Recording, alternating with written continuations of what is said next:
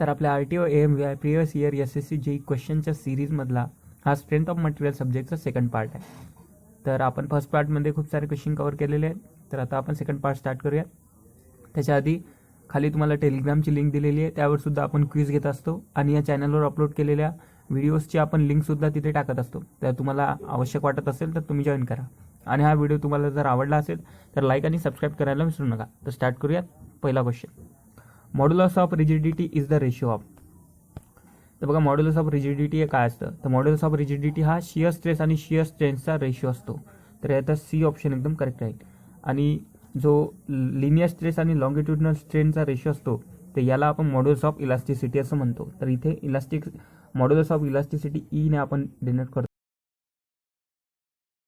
Question, a cylindrical rod of length L and diameter D is rigidly fixed at its upper end and hangs vertically. The elongation produced in rod due to its self weight W is.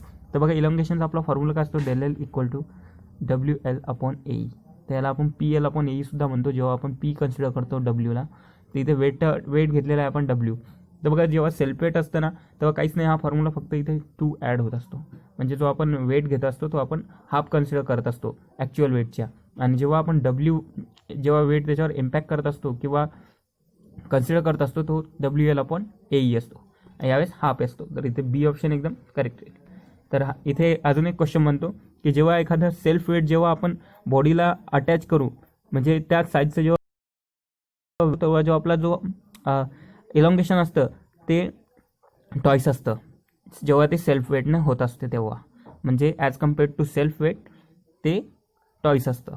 तर next question, true stress represent the ratio of. तर बघा, आपल्या इंजिनिअरिंगमध्ये 2 प्रकारचे stress असतात. एक असतं true stress आणि एक असतं आपला इंजिनिअरिंग स्ट्रेस. तर ट्रू स्ट्रेस काय असतं, instantaneous load and instantaneous area याचा रेशो असतो. तर इथे डी ऑप्शन एकदम करेक्ट राहील. आणि आपण नेहमीसाठी ट्रू स्ट्रेस काढू शकत नाही, कारण की आपल्याला एवढं इन्स्टंटेनियस लोड आणि तेव्हा इन्स्टंटेनियस एरिया त्या मटेरियलच्या आतमध्ये तो आपण काढू शकत नाही. त्याच्यामुळे आपण इंजिनिअरिंग स्ट्रेस कन्सिडर करत असतो. आणि इंजिनिअरिंग स्ट्रेस असतो average load upon average area. ठीक आहे. तर next question, which of the material has the highest value of Poisson's ratio. तर इथे रबर ए ऑप्शन एकदम करेक्ट राहील. जवळपास 0.48 to 0.5 एवढ्या प्रकारचा पॉयझन रेशिओ इथे अवेलेबल असतो. Next question, deformation per unit length in the direction of the force is non as. बघा, डिफॉर्मेशन म्हणजे del L आणि पर युनिट लेंथ म्हणजे L. तर हा आपला जो रेशिओ आहे हा आहे लिनियर स्ट्रेन. तर इथे सी ऑप्शन एकदम करेक्ट आहे. त्याला ई असं म्हणत असतो. Next question, steel bar is fixed at both end. आता बघा, हा एक फिक्स एंड मी कन्सिडर करतो. हे 2 याच्यामध्ये आम्ही स्टील बार लावलेला आहे. ठीक आहे. आता मी जेव्हा याला हिट करेल तेव्हा हा इलॉंगेट होण्याचा प्रयत्न करेल, पण याचं आपण इलॉंगेशन रेस्ट्रिक्ट केलेलं आहे, त्याच्यामुळे याच्यामध्ये कम्प्रेसिव्ह स्ट्रेस डेव्हलप होईल. तर इथे ए ऑप्शन एकदम करेक्ट येईल. Next question, value of Poisson ratio is always less than. तर बघा, डी ऑप्शन एकदम करेक्ट आहे. पॉयझन रेशिओची व्हॅल्यू नेहमी 0.5 पेक्षा कमी असते. Next question, stress due to change in temperature develop in bar depends upon. तर बघा, ई असतो आपला स्ट्रेस, आपण सिग्माने दर्शवतो. Sigma is equal to alpha T आणि ई. ठीक आहे.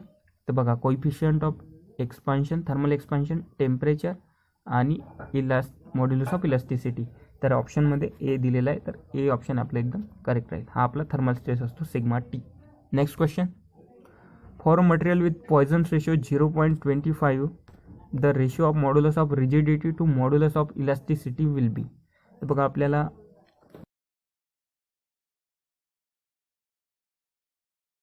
आणि मॉड्युलस ऑफ इलास्टिसिटी म्हणजे ई या दोघांचा रेशिओ काढायचा आहे. ठीक आहे.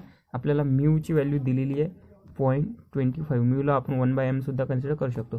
ठीक आहे. तर बघा, आपला जो फॉर्म्युला असतो E is equal to 2G1 plus mu. ठीक आहे. तर आपल्याला म्यूची व्हॅल्यू किती दिलेली आहे, 0.25 दिलेली आहे. तर आपल्याला बघा, ratio of rigidity upon elasticity काढायचा आहे, म्हणजे G/E काढायचा आहे. तर मी ते जी इकडे कन्सिडर करतो. तर G/E is equal to 1 upon toys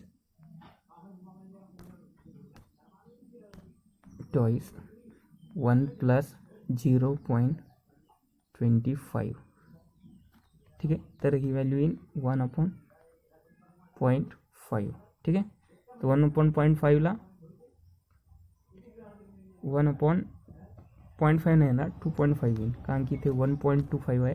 ठीक आहे, तर 1/2.4 आपला आन्सर करेक्ट आहे. तर इथे ए ऑप्शन एकदम करेक्ट आहे.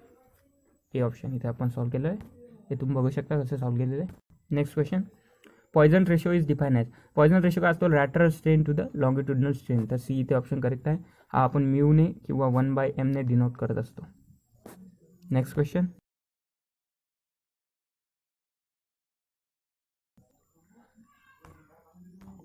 In composite bar the resultant strain produce will be. तर बघा, जो कंपोजिट बार्स असतात आपले, त्याच्यामध्ये जो रिझल्टंट स्ट्रेन असतो ना, तो दोन्ही बारमध्ये इक्वल असतो. कारण की आपण काय करत असतो, अशा प्रकारची सिस्टीम असते ती. इथे आपण लोड अप्लाय करत असतो आणि या ठिकाणी आपण असे कंपोजिट बार लावलेले असतात. ए ऑप्शन एकदम करेक्ट आहे. Same as the strain producing आपण लावलेला आहे, तर या दोन्हीमध्ये सेम स्ट्रेन तयार होऊन जाईल, कारण की यांची लेंथ पण इक्वल आहे आणि यांच्यावर लोड पण इक्वल आहे. ठीक आहे, तर next question, in homogeneous isotropic elastic material the modulus of elasticity in terms of G and K is equal to. तर बघा, हा फॉर्म्युला खूप सोपा आहे, तो आपल्याला लक्षात ठेवावा लागेल. 9 kg/3k + g. तर सी ऑप्शन इथे एकदम करेक्ट येईल. हा आपण डिराईव्ह सुद्धा करू शकतो, पण त्याच्यापेक्षा हा पार्ट करणं खूप सोपं आहे. बघा, 9 इथे kg/3k + g. kg लक्षात ठेवा, फक्त इथे 3k + g आहे. 9 kg/3k + g. Next question, volumetric strain of a rectangular body subjected to an axial force in terms of linear strain and Poisson's ratio is equal to. तर linear strain इथे theta दिले आहे. तर बघा, आपला formula काय असतो व्हॉल्युमेट्रिक स्ट्रेनचा, व्ही इज इक्वल टू आपण कन्सिडर करत असतो σ/e 1 - टॉईस म्यू. हा आपला फॉर्म्युला आहे. ठीक आहे, तर बघा, σ/e ची व्हॅल्यू म्हणजेच लिनियर स्ट्रेन होत असतो. ठीक आहे, तर 1 - टॉईस म्यू आणि इथे ई म्हणजे थिटा. तर इथे बी ऑप्शन, तर इथे मी एक्सप्लेन करत नाही, हा फॉर्म्युला आपल्याला लक्षात ठेवावा लागेल σ/e. तर आपण हा σx + y + z असं सुद्धा घेऊ शकतो जेव्हा आपण 3D बॉडी कन्सिडर करतो. Next question, modulus of rigidity is the ratio of. आपण क्वेश्चन आलेला आहे, तिथे सी ऑप्शन एकदम करेक्ट राहील. Shear stress to shear strain. In tensile test of specimen the ratio of maximum load to the original cross sectional area. तर बघा, maximum load आणि original cross section area, तर तो असतो अल्टिमेट स्ट्रेस. हे option इथे एकदम करेक्ट राहील. तर बघा, आपण मॅक्झिमम लोडला नेहमीसाठी अल्टिमेट स्ट्रेस कन्सिडर करत असतो याला, मॅक्झिमम लोडला. आणि जो आपला ब्रेकिंग स्ट्रेस असतो तो कधी त्याला अल्टिमेट स्ट्रेसपेक्षा कमी असतो. ही एक इम्पॉर्टंट गोष्ट आहे की तुमचा ब्रेकिंग स्ट्रेस अल्टिमेट स्ट्रेसपेक्षा कधी कमी असतो. तर तुम्ही लक्षात ठेवा. नेक्स्ट क्वेश्चन, तर इथे आपले आजचे क्वेश्चन संपलेले आहेत. आपण अजून काही क्वेश्चन आहेत ते नेक्स्ट पार्टमध्ये पाहूयात.